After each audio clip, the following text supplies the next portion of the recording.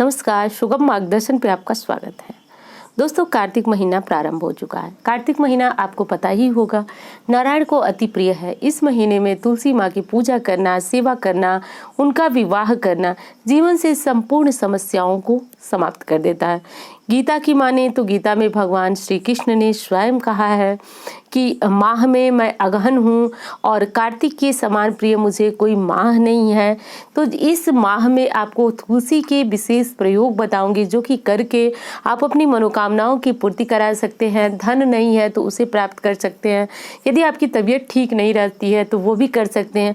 और यदि पति पत्नी के बीच अनबन है तो कहा जाता है कि तुलसी माँ को का ये विशेष प्रयोग करने से आपके रिश्ते बहुत अच्छे, मधुर, मजबूत हो जाते हैं। तो ये सारी उपाय जो है आप इस वीडियो में जानेंगे। कार्तिक महीना जो है प्रारंभ होते ही हम सभी नारायण की पूजा, प्रार्थना, कार्तिक स्नान इत्यादि करने में लग जाते हैं और करना भी चाहिए, क्योंकि इसका महत्व शास्त्रों के अनुसार बहुत बड़ा बताया गया है। कहा गया है कि कार्तिक स्नान का करने वालों के दर्शन करने मात्र से ही पुण्य अर्जित हो जाते हैं, पाप जो है नष्ट हो जाते हैं। तो ऐसा करना आपके लिए बेहद ही शुभ होगा।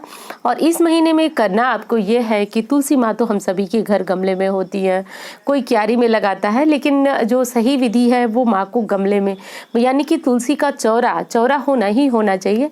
तो ऐसा आपके घर में जरूर तुलसी माँ होंगी।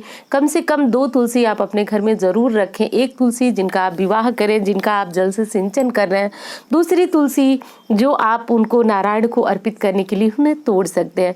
वैसे एक चीज आप जानते होंगे कि नारायण को अर्पित करने के लिए तोड़ी तुलसी को तोड़ना कभी भी तुलसी माँ मना नहीं करती हैं। वो सर्वथा राजी होती है नारायण के चरणों में जाने के लिए।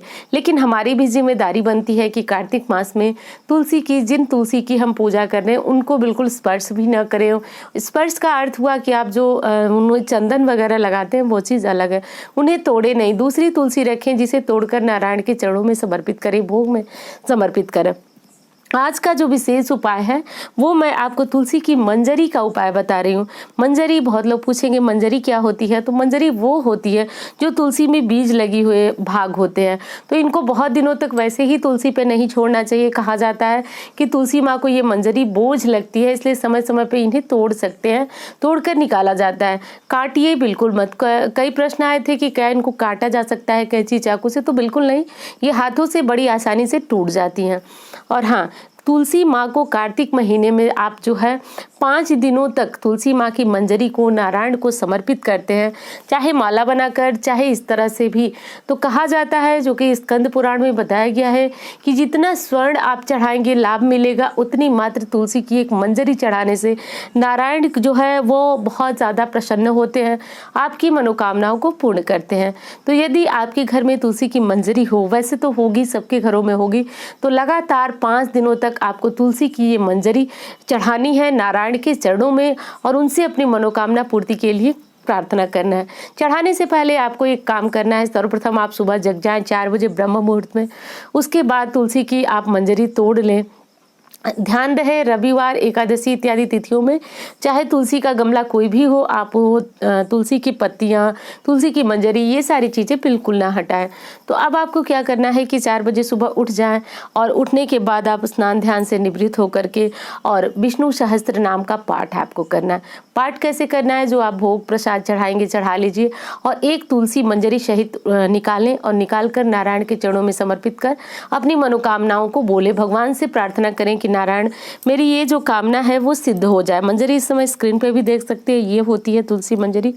और इसको क्या करना है आपको कि ले जा करके नारायण के चरणों में समर्पित करके वहीं बैठ करके, हाँ, एक दीपक जरूर जलाइएगा। दीपक यदि गाय के घी का हुआ तो अच्छा है, नहीं हुआ तो तिल के तेल का जलाइएगा। सरसों के तेल का दीप बिल्कुल न जलाइएगा।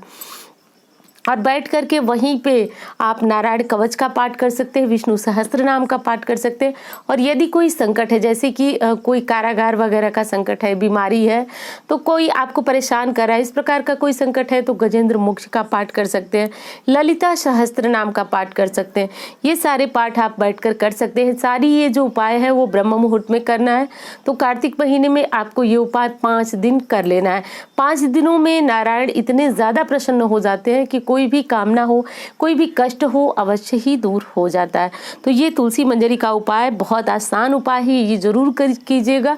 लेकिन ध्यान रखिए कि कोई ना कोई पाठ आपको जरूर करना है। पाठ फिर से बता दे रही हूँ कौन कौन से करने हैं। विष्णु सहस्त्र नाम, आप विष्णु सहस्त्र नाम का पाठ कर सकते हैं, गजेंद्र मोक्ष का पाठ कर सकते हैं, ललिता सहस्त्र नाम का पाठ कर सकते हैं। तो ये सारे पाठ जो है जरूर करना है। बिल्कुल ये नहीं होना चाहिए कि आप चढ़ाए और चलते बने, ऐसा नहीं। उसके बाद विधिवत आप भगवान की आरती करें। आरती आप जानते हैं, नारायण की आरती सबसे अच्छी आरती है, ओम जय जगदीश हरे। वो आरती करें, उनसे प्रार्थना करें, तो इससे आपकी कामनाएं पूर्ण होती है। कहा जाता है कि जो भी आप पूजा पाठ करते हैं वो कार्तिक मास में जब करते हैं तो उसका पुण्य आपको 10 गुना बढ़कर प्राप्त होता है, यानी अन्य दिनों की अपेक्षा आपको और अधिक पुण्य की प्राप्ति होती है। तो ये उपाय सभी को करना चाहिए, जो भी किसी कामना के लिए परेशान है, धन के लिए परेशान है, जो भी समस्याएं हो बस कर डालिए। ये उपाय 5 दिनों तक करना है, 5 दिन लगातार भी कर सकते हैं।